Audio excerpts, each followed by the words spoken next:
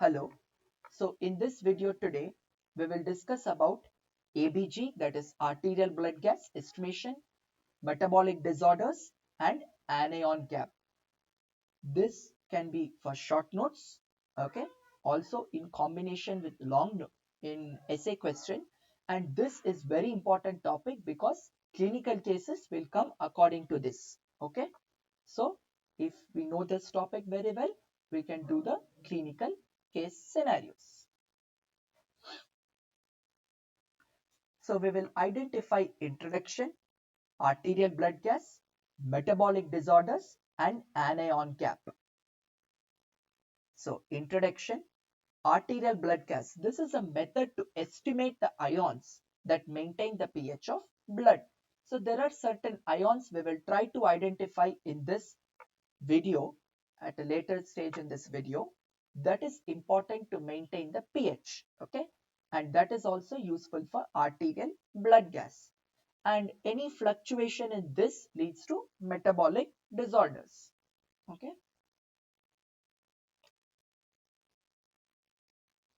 Okay, we will try to identify arterial blood gas.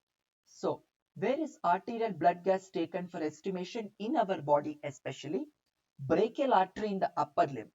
So if we try to recollect that brachial artery was actually used to record the pulse and record the BP, okay.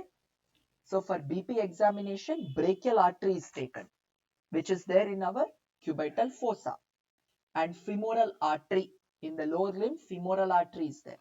So two important, brachial and femoral artery will be taken for arterial blood gas. We will try to identify the important parameters associated with ABG. So we have the pH,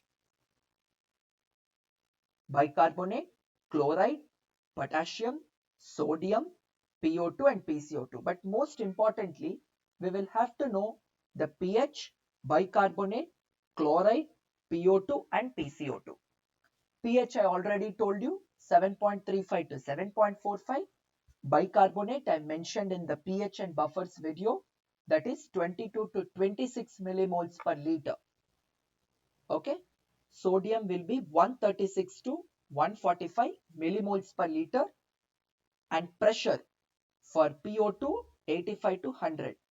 Please, while mentioning the pressures, please specify range, no need for specific number. Even in physiology, the same rule applies. Ranges are to be strictly mentioned. And PCO2 is 35 to 45, this is all in millimeters mercury. There are different units of pressure. We have bars, we have torrs, we have millimeter mercury, we have centimeter water, we have millimeter water, but we need to follow millimeter mercury. This is our standard SI. Okay. So this shows the arterial blood gas parameters: pH, bicarbonate, chloride, potassium, sodium, PO2 and PCO2. Now, we have four important metabolic disorders. So we'll divide it simple into metabolic and respiratory. We have acidosis and alkalosis. So word acidosis is there combined with metabolic and respiratory. So metabolic acidosis, respiratory acidosis. Same goes with alkalosis. So this is a tabular form to show the clinical features of acidosis and alkalosis. First we will see metabolic. Metabolic means associated with metabolism like DKA, diabetic ketoacidosis, LA, lactic acidosis, renal failure and diarrhea. And respiratory, if we see, it is the respiratory center is depressed and obstruction of airways. So when the airways are blocked, what does it lead to? Pneumonia due to accumulation of fluid. Okay.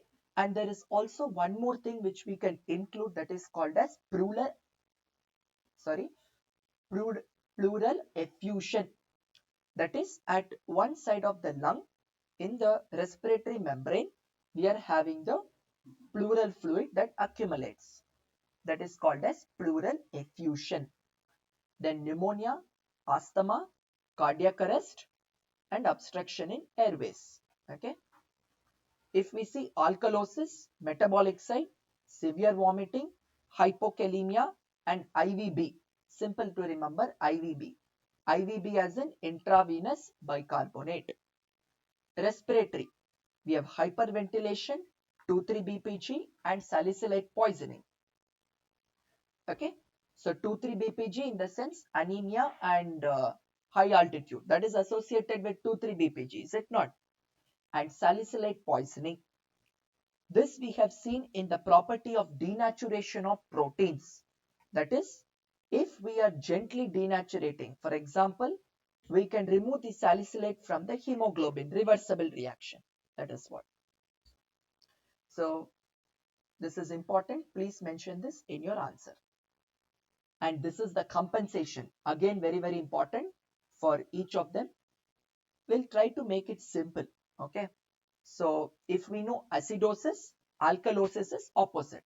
Like for example, let us take metabolic and respiratory acidosis.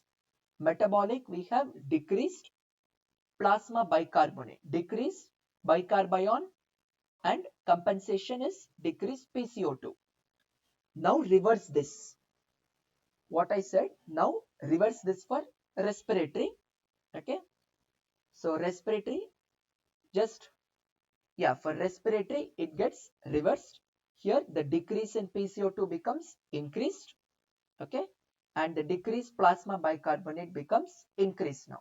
The same thing, you can do it for alkalosis. So, acidosis, if we know, alkalosis is exactly opposite, okay, and time scale for metabolic, minutes to hours, for respiratory, it is days. Remember, respiratory diseases always are longer compared to metabolic. Okay. And lastly, we'll try to identify anion gap. So what is this anion gap? It is basically the difference of the sum of concentrations of anions and cations. Okay. Normal anion gap is 8 to 16 millimoles per liter, roughly average to say around 12. Okay. That is anion gap in basis of the metabolic and respiratory disorders. Okay.